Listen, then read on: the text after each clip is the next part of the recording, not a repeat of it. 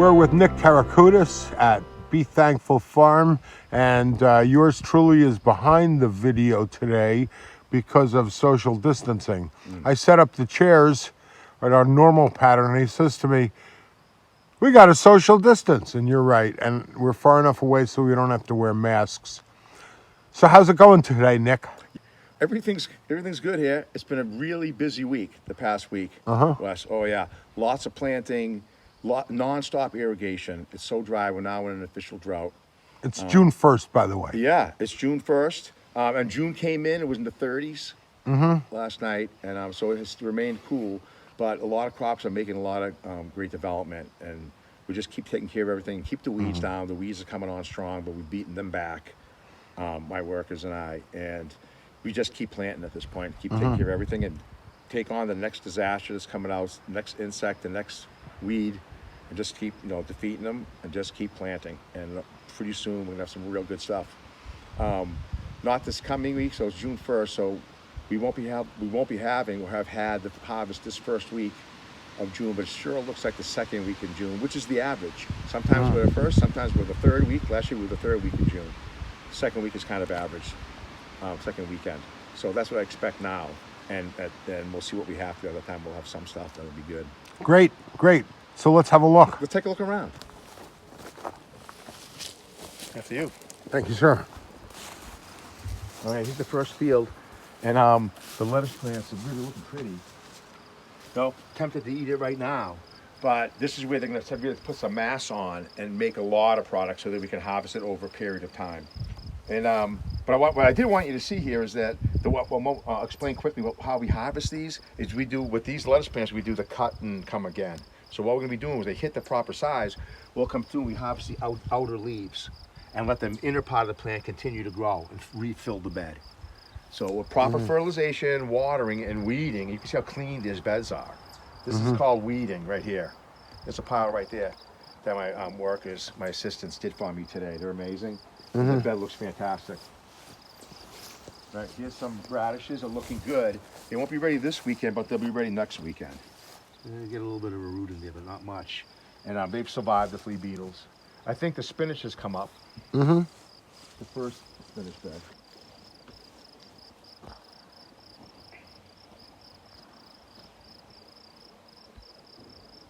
Okay, that's a tough one. That's carrots. That's a weed battle still going on. And here, though, they did a fantastic job. We've got some really nice beets here. It's a nice bed. We've got some good filling the whole way down. And there's two varieties. We've got a standard purple one, and I got a nice golden beet. It's real golden all the way through. Very pretty. So those beds will look good. And these are beans. There's multiple bean beds through the season. This is the first bean bed, and it came in really nice. It filled in nice. Cutworm damage was minimal. Here's some here. Some cutworm showed up, took 3 in a row, but then that was the end of him, and he doesn't seem to have done any more damage. And but we purposefully overseed anyway. Some of these plants are going to be removed anyway. So sometimes the cutworms do some thinning. It would have been nice if he had spread out his thinning, though. Yeah, can you transplant some of them that you're... You can sometimes try to move them around, but they don't like to be moved. And the kale, this is the new kale bed, looks good. And some Swiss chard up there is looking pretty good too. And we're working with, this is the first half of the celery. Celery is a very fussy crop. And it's to get a really nice soft one and crispy one at the same time. To get real quality celery, you have to maintain an even moisture. Soil moisture. So that's what the straw does here. That's why they get the special straw. And you have to keep them wet, but not too wet, but not too dry, to get a really quality celery. And quality celery is really an amazing thing for soups, and it's just really great in your salads. So that's the first half, and the next part of the bed will be the second half. So we can stagger that harvest of celery along the way for you. This field is looking really nice. See here what they do between the rows here, Wes. What we do is we put this cardboard down. We put the wood chips on, and that keeps down any intruding weeds between the rows. Also maintains soil moisture, of course, too. So it's a double purpose. And then eventually it all breaks down, like you see over here. This is last year's. It breaks down and you can till it back into the soil. So it's also a great reuse of the cardboard. Keeps the cardboard out of the waste stream, and so it's wood on top of wood because the cardboard is wood. So eventually, all it goes right back into the field. You should send Jeff Bezos a thank you letter Yeah, right? Yeah. for the cardboard.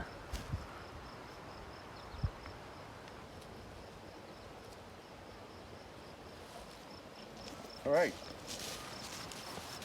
Tell you what, I like doing the film because it actually gives, I can see it through a different eye myself because I'm always like micromanaging. So walking around with you gives me a chance to kind of see the whole picture. That makes any sense?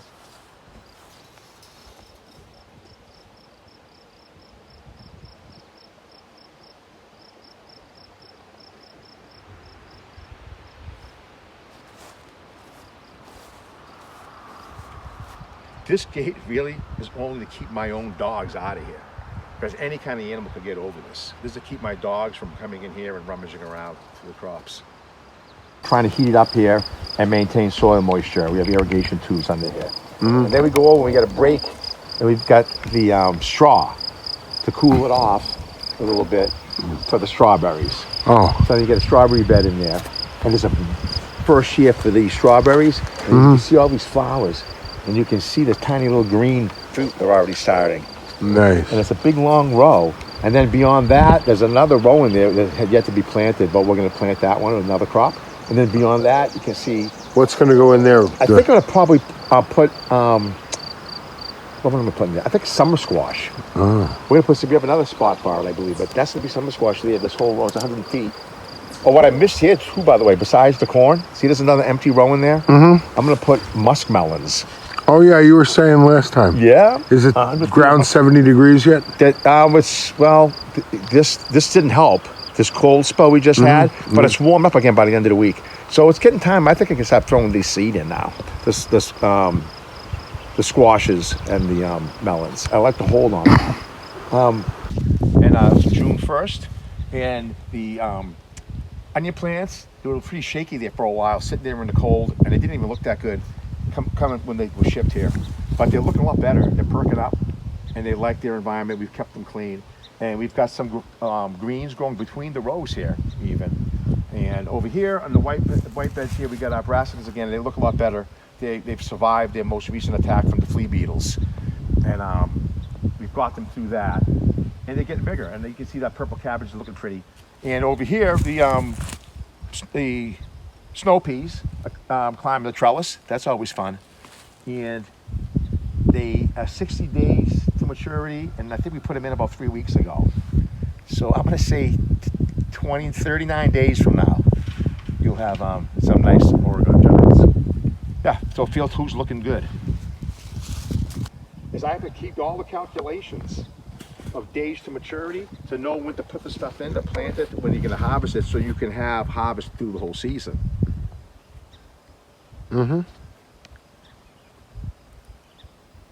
I spent a large amount of days lately doing exactly this, putting water on plants. I do a lot of farming, it's putting water on plants, on everything. It's been so dry. And we looked at the tunnel, and when tomorrow we'll put the tomato plants out, and here they are. This is where they've been living, on these pallets underneath, get to the right size, and getting some shade during the hottest part of the day underneath this big maple tree. They're here for a purpose, so they get sun in the morning, then they're in the shade, and then they get sun in the evening while they're waiting. And in the meantime, you can keep them growing. And they've been fertilized, and they look good. And I want to keep them wet though. Always take the lower leaves off the tomato plants. It helps air movement, helps direct energy upward on the plant, and remove the diseases almost always begin at the bottom. So take those leaves off. Tomato plants are so vigorous that they're going to make a big top anyway. So you have nothing to lose by removing those lower leaves. And now it also makes it easier to get into and water them. You notice I'm not watering from the top, because I don't want the leaves to get wet.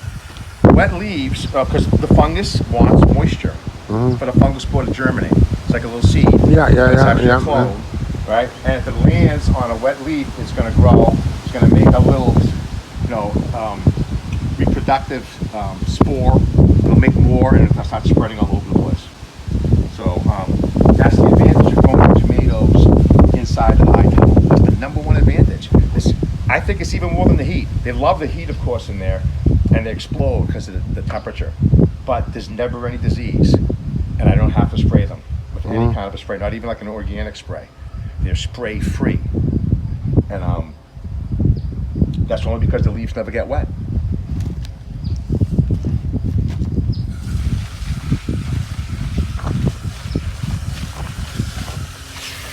Those are more peppers you just watered? These are more peppers.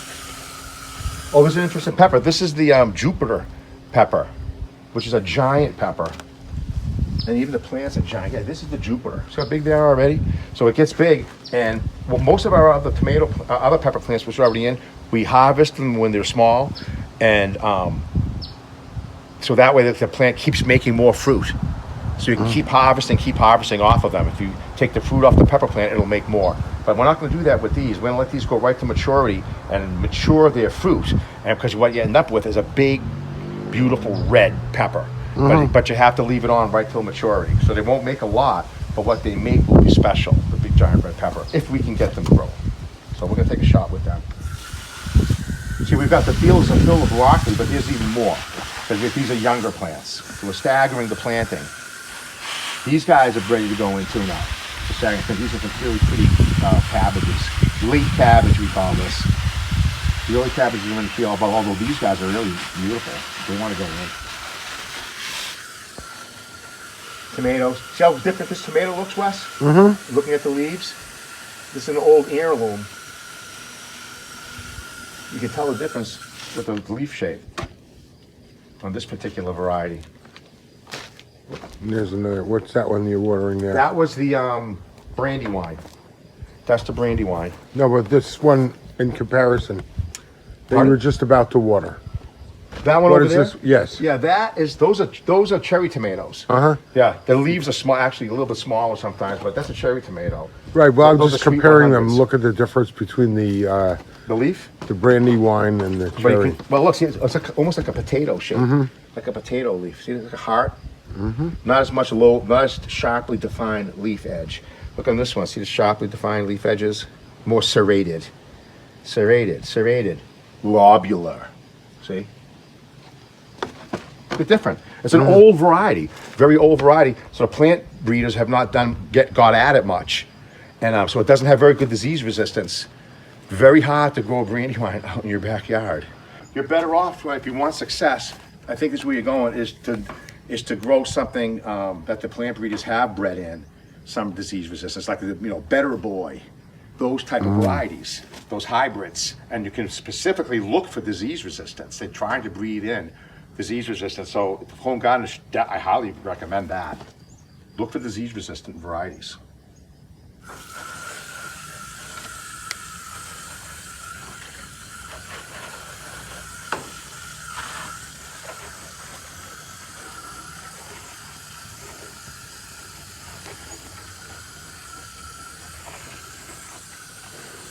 See, what else do we have here for the tomatoes? Let's see if I've named all the varieties. All right, these will be planted tomorrow too, but these are not going to be going into the tunnel. But these are Amish paste tomatoes. So we'll be growing these for you. This is a determinate variety where it'll produce all of its fruit within a narrow window, within a few weeks. So we'll let you know when they're coming in. We'll say, here's your tomato sauce making weeks. So the rest of the varieties, which we have the purple Cherokees and the Brandywines, those heirlooms, you can eat those raw and eat those in your salads and enjoy them. They're fun to make a sauce too, make a special sauce. But we want to make sure we give you plenty of other sauce tomatoes too. The Amish paste tomato was a very good tomato. It's a Roma type. Not a lot of fluid inside of it, mostly flesh. That's why it's a sauce tomato. It is an heirloom variety.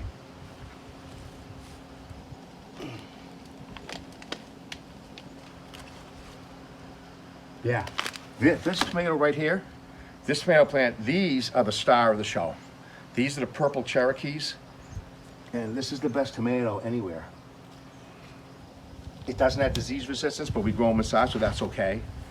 They're in really great shape. They love it in the tunnel, and they make the best tomato.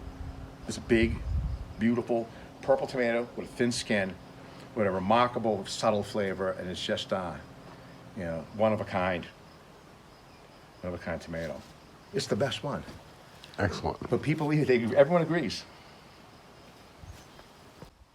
That was great. The farm is really looking nice. A lot of plants have come up since last week. Yeah. Yes. So again, with our social distancing from behind the camera instead of in front, this week we got a question about tomatoes. And the question is, how do you choose which tomatoes you grow? That's a good Which question. varieties Yeah, of that's a good tomatoes? question. Because I'm growing in the high tunnel, I can choose some varieties that homeowners can't choose. Varieties that don't have good disease resistance because the leaves stay dry. So I can grow the tomatoes, the old heirloom types, that are very susceptible to disease. And I can grow them and get to these varieties are usually more tastier. Basically, it's flavor. I'm going for flavor, and I found two varieties that I think are the best, which is the Brandywines and the Purple Cherokees. And those are the two best, most flavorful tomatoes. They're heirloom varieties, means they're very old varieties. Means they haven't been like improved by the plant breeders. Plant breeders have the ability to breed in disease resistance. So you get like a best boy or a better boy. Plant breeders have improved the varieties so that they can, like, the leaves can stay on the plant. They're much more resistant to diseases. But oftentimes the fruit is not as good. The fruit is lacking in comparison. I choose these because I grow them inside the tunnel, Wes, so they don't get the diseases. So that's the advantage. It's taking full advantage of having that tunnel. Is tomatoes the top crop. That's why they get that tunnel every year. That's their spot. They get the penthouse. Does that also extend their season? Or extend It your does. season for growing tomatoes? Oh yeah, that goes right. We'll be having harvesting tomatoes in October, well into October, ripe tomatoes. Yeah, it's great. And so that's how I choose. And this year I've added, because I wanted to add more, so I'm adding the paste tomatoes too. We'll see if we can get those. But that's going to be a challenge because they're going to be outdoor. So I'm not sure how that's going to go. We'll see how that goes. So your outdoor tomatoes, did you say they were aromas? They're aroma type. Yeah. And they're So made for sauce. They're shaped like, they're about that yay big, and they don't have too much fluid in them, so they're nice for boiling down, break them down to make a sauce. my fave. Yeah, but growing them outdoors, I'll be facing the same all the same challenges that homeowners have when you're trying to grow your tomatoes outside. So we'll see how that goes. It'll be interesting to watch. It'll be interesting to watch, see the comparisons. But it was worth doing because we're very confident of the tomatoes coming out of the tunnel. Great. They'll be fine. Great. Well, thanks a lot, Nick. I'll see you next week. Thank you, Wes. Bye. Bye.